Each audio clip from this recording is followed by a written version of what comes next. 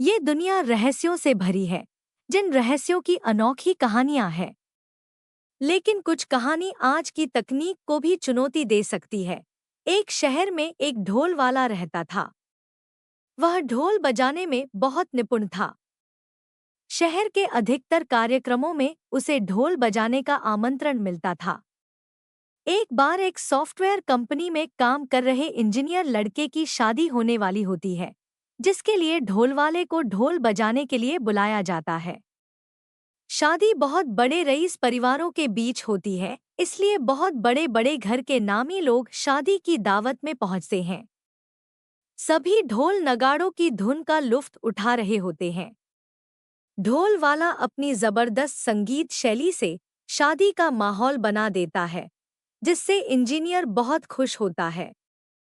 शादी का कार्यक्रम धूमधाम से संपन्न हो जाता है। इंजीनियर ढोल वाले को अपनी कंपनी में होने वाले एक कार्यक्रम के लिए आमंत्रित करता है और साथ ही उसे कुछ एडवांस रुपया भी देता है। ढोल वाला इतना बड़ा ऑर्डर पाकर खुश हो जाता है। अगले दिन ढोल वाले को नदी के किनारे गणेश विसर्जन के लिए बुलाया जाता है। नदी के घाट में लोगों की भीड़ इकट्ठा होती है। गणेश जी की बहुत सी मूर्तियां विसर्जित होने आई होती हैं। इसी बीच ढोल वाला ढोल को पीटते हुए गणेश जी का विसर्जन करवाने लगता है, लेकिन गलती से उसका पैर फिसल जाता है और वह नदी में गिर जाता है। पानी में गिरते ही उसके गले से उसका ढोल निकलकर नदी की धारा में बहने लगता है, लेकिन ढोल वाले को भीड़ में खड़े कुछ लोग पकड़कर खींच लेते हैं, जिससे वह नदी में बहने से बच जाता है। ढोल वाला अपने ढोल को खोकर दुखी होता है, इसलिए वह नदी के किनारे किनारे पानी के बहाव की दिशा में आगे तक पैदल ही ढोल खोजना जाता है। किस्मत से उसे अपना ढोल तो नहीं मिलता, लेकिन एक दूसरा अजीब तरह का ढोल नदी के किनारे पड़ा हुआ दिखाई देता है। ढोल वाला दौड़कर ढोल के सामने पहुंचता है और उसे चारों तरफ से छूकर देखना लगता है। वह नया ढोल पाकर बहुत प्रसन्न हो जाता है, लेकिन ढोल को देखकर उसे बहुत ताजुब होता है, क्योंकि ढोल में कई तरह की बटन लगी थी और साथ ही उसके चारों तरफ सौर ऊर्जा पैनल लगा हुआ था, जिससे वह चार्ज होता था।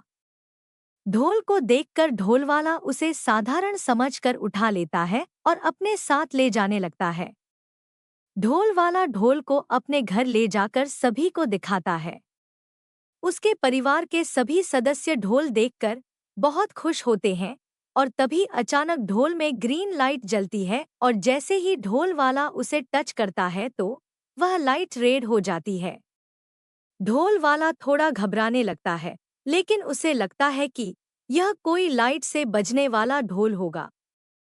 अब वह धीरे धीरे ढोल बजाकर अपने धुन का रियाज करने लगता है। अचानक ढोल में कई रंगों की लाइट जलने लगती हैं। ढोल वाला डर की वजह से ढोल बजाना रोक देता है और दूर खड़ा हो जाता है। उसके परिवार के सभी सदस्य ढोल को देखकर डरने लगते हैं।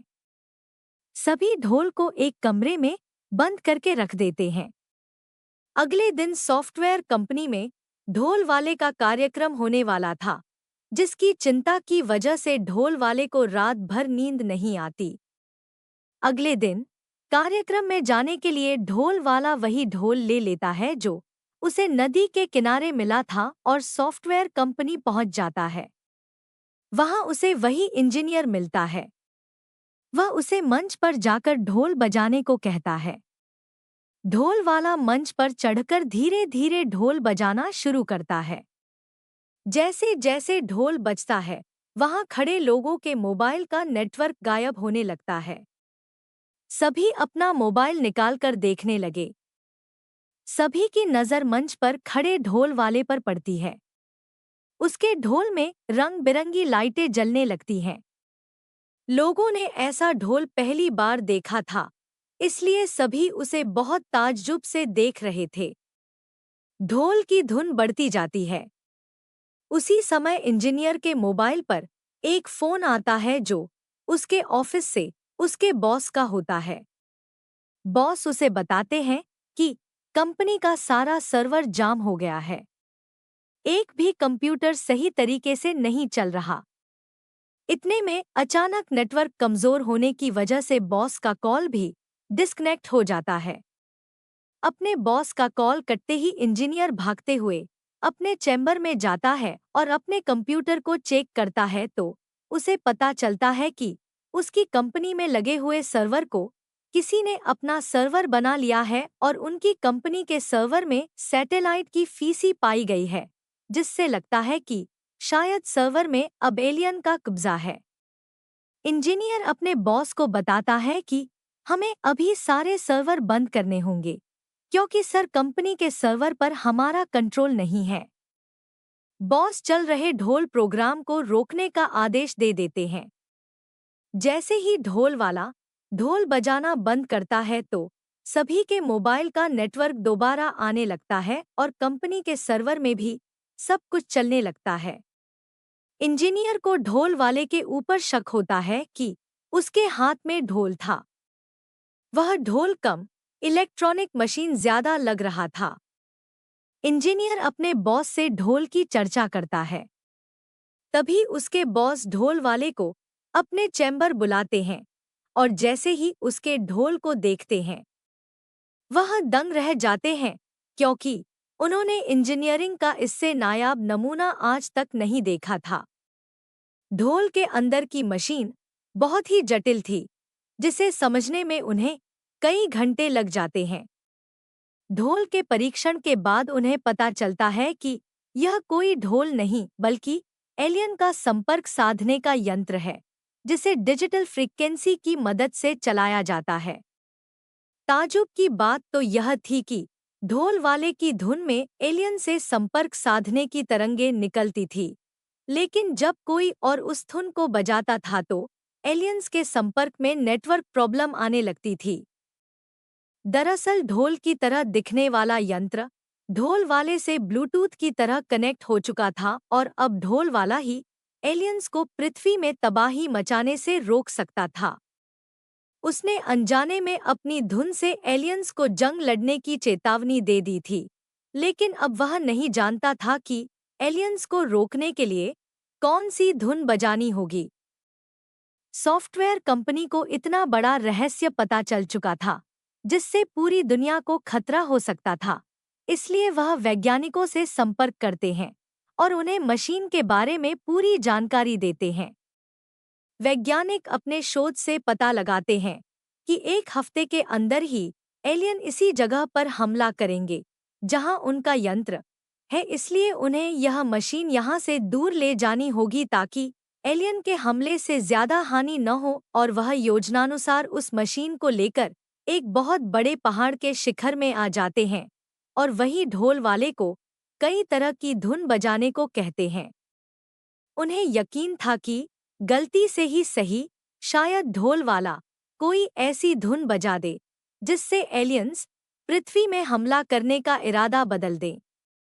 हम में ढोल वाला अपने दोनों में ढोल पीटने लगता है।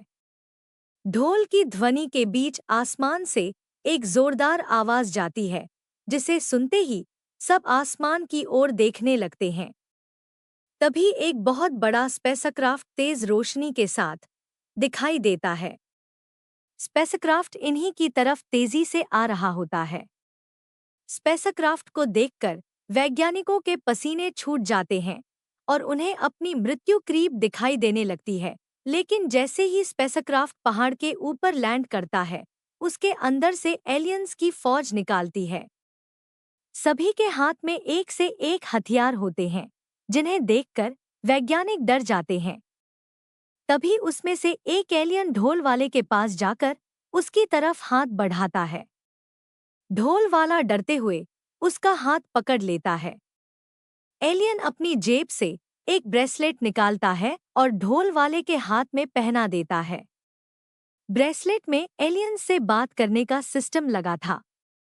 एलियंस ढोल वाले की धुन से खुश होकर उसे अपना फैमिली मेंबर बना लेते हैं और अपना ढोल की तरह दिखने वाला यंत्र अपने साथ लेकर वापस चले जाते हैं। वैज्ञानिक ढोल वाले के हाथ में ब्रेसलेट देखकर दहशत में होते हैं, लेकिन ढोल वाला ब्रेसलेट की सारी कमांड समझ चुका था। वह उन्हें समझाता है कि आप लोग चिंता मत करो, एलियंस हमें कुछ नहीं करेंगे। इस ब्रेसलेट के जरिए मैं उनकी बातें समझ सकता हूँ। दरअसल एलियन ने मानसिक तरंगों के जरिए ब्रेसलेट को चलाने का तरीका ढोल वाले को सिखा दिया था। ढोल वाला अब एक महत्वपूर्ण इंसान था। वैज्ञानिक ढोल वाले को सम्मान के साथ उसके घर भेजते हैं और उसे एलियन से जुड़ी हुई रिसर्च टीम में शामिल होने का अवसर देते हैं। ढोल वाले की किस्मत बदल चुकी थी। अब वह स्पेस रिसर्च सेंटर का एक ऐसा वैज्ञानिक बन चुका था जो एलियन से सीधे उन्हीं की भाषा में बात कर सकता था। इसी के साथ ये अनोखी कहानी खत्म हो जाती है।